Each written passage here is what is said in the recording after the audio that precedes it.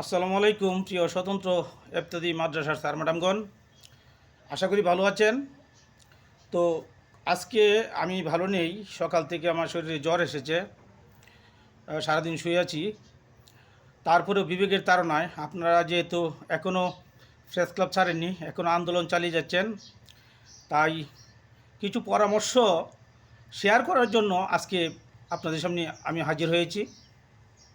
তো স্যার ম্যাডামগণ, তো পরামর্শ জানার আগে, শেয়ার করার আগে আপনার কাছে বরাবরের মতোই আমার যে একটি ছোট্ট রিকোয়েস্ট, আপনি যদি স্বতন্ত্র ইবতেদায়ী মাদ্রাসার স্যার ম্যাডাম হন, তাহলে আমার চ্যানেলটি সাবস্ক্রাইব করে পাশে থাকবেন এবং পাশে থাকা বেল আইকনটি অল করে দেবেন, যাতে সবার আগে সব তথ্যবহুল এবং সত্য খবর আপনার কাছে পৌঁছে যায়।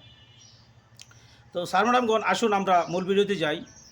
যে পরামর্শটা আমার একান্তই ব্যক্তিগত, আপনাদের কেমন লাগবে জানি না, তবে আমরা 6 লক্ষ বিভক্ত শিক্ষক কর্মচারীগণ বিগত 10 দিন শহীদ মিনারে অবস্থান করে আমাদের কিন্তু দাবি দেওয়া আদায় করেছি। দেখেন, আমাদের দাবি কিন্তু ছিল 3টা। একটা হচ্ছে 20% বাড়ি ভাড়া, 1500 টাকা মেডিকেল ভাতা এবং কর্মচারীদের জন্য 75% উৎসব ভাতা। আমরা কিন্তু পেয়েছি মাত্র একটা, বাড়ি ভাড়া 15%। দেখুন, এমনি এমনি কিন্তু কোনো দাবি আদায় হয় না, অনেক ত্যাগ তিতিক্ষার পর কিন্তু আমরা এই 15% আদায় করতে পেরেছি।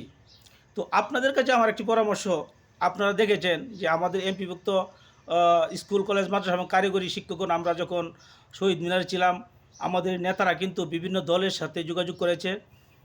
এনসিপি বলেন, গণ অধিকার পরিষদ বলেন, পরে জামাত বলেন, বিএনপি বলেন, সবার সাথে কিন্তু আমরা যোগাযোগ করেছি। এবং প্রত্যেক দিন আপনারা লক্ষ্য করেছেন, প্রত্যেক দিন কিন্তু কোনো না কোনো দলের নেতাকর্মী আমাদের সমাবেশে যোগ দিয়েছে এবং বক্তব্য রাখছেন, আমাদের সাথে একত্রতা প্রকাশ করেছেন এবং আমাদের দাবি দাওয়াগুলো জোরালোভাবে তুলে ধরেছেন। তাই আপনাদের কাছে আমার যে পরামর্শটি, আপনার নেগেটিভ মনে কেউ নেবেন না, আপনাদের ভালোর জন্যই বলছি। আপনারা যারা নেতৃত্ব দিচ্ছেন এবং যারা সাধারণ শিক্ষক আছেন, আপনারা যারা প্রেস ক্লাবে এখনও অবস্থান নিয়েছেন, আপনাদের কাছে আমার দু একটি অনুরোধ থাকবে। আপনারা এনসিপির নেতাদের সাথে একটু যোগাযোগ করেন, গণফোরাম অর্থাৎ গণ অধিকার পরিষদ, তাদের সাথে একটু যোগাযোগ করেন এবং বিএনপি যে নেতৃবৃন্দ আছে তাদের সাথে যোগাযোগ করেন। আমার মনে হয় তাদের সাথে যোগাযোগ করলে তারা এসে যদি বিবৃতি দেয়, তাহলে কিন্তু আপনাদের যে এমপিভুক্তি এবং কি জাতীয়করণ, এই কাজটা ত্বরান্বিত হবে এবং সহজে হয়ে যাবে। আর একটা আপনাদের কাছে আমার বিনীত অনুরোধ, আপনারা কিন্তু মাঠ ছাড়বেন না। মাঠ ছাড়লে কিন্তু আর এই সরকারের আমলে যদি না হয়, তাহলে পরবর্তী সরকারের আমলে কিন্তু না হওয়ার সম্ভাবনা আছে। তো আপনারা যারা এই স্বতন্ত্র ইবতেদায়ী মাদ্রাসার স্যার ম্যাডাম আছেন, আপনারা কিন্তু সংখ্যায় কম। আমাদের এমপিভুক্ত স্কুল কলেজ মাদ্রাসা কারিগরি যে প্রতিষ্ঠান আছে তাদের সংখ্যায় অনেক কম। এই জন্য আপনাদের উপস্থিতি বাড়াতে হবে। উপস্থিতি বাড়ালে সরকারের নজরে পড়বে এবং আপনারা লবিং করে যাবেন। লবিং ছাড়া কোনো কাজ হয় না। আপনাদের সামনে এসে যদি, যেমন ধরেন এনসিপির নেতা হাসনাত, তারপরে আছে তাসনিম জারা, এবং আছে সামান্তা শারমিন, তারপর যে গণ অধিকার পরিষদ বিপিনুর, এবং ডাকসুর যে যে হয়েছে, বিপি হয়েছে, তাকে আপনারা দাওয়াত দিতে পারেন। তাহলে দেখবেন তাদের যদি বক্তব্যটা একটু ভাইরাল হয়, তাদের বক্তব্যটা যদি আপনারা প্রচার করতে পারেন, এবং মিডিয়ার সাথেও আপনাদের লবিং করতে হবে। মিডিয়াগুলো যাতে আপনাদের যে আন্দোলন সেটা ভালোভাবে প্রচার করে।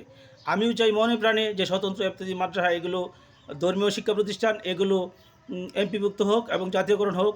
দীর্ঘদিনের যে আপনারা সমস্যার মধ্যে আছেন, বেতন পান না, এমনিতেই চাকরি করতেছেন, আপনাদের যাতে বেতন ভাতা হয়, সেই জন্য আমি আপনাদের পক্ষ হয়ে আমি মন্ত্রণালয়কে অনুরোধ করব যে আপনারা স্বতন্ত্র ইবতেদায়ী মাদ্রাসাগুলো অতি সত্বর এমপিভুক্ত করেন এবং জাতীয়করণ করেন।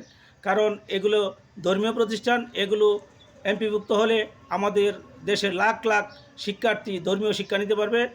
এটা একটি ভালো দিক। তো আজকে এ পর্যন্তই। সবাই ভালো থাকবেন। দেখা হবে পরবর্তী কোনো ভিডিওতে। আসসালামু আলাইকুম।